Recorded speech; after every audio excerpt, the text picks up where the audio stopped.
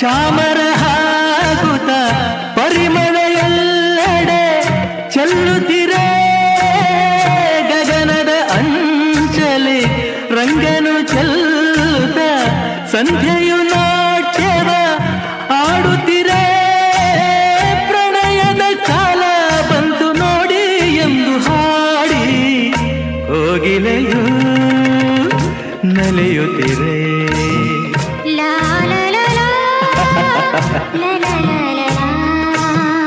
ಆರತಿಯೇ ಧರೆಗಿಳಿದಂತೆ ಆ ಮದನ ನಗುತ್ತಿರುವಂತೆ ಕಲ್ಲು ಮುಳ್ಳೆಲ್ಲ ಬಳ್ಳಿ ಮುಗೆಲ್ಲ ಹೂವಾಡವಾಯಿತು ಎನಿಸುತ್ತಿದೆ.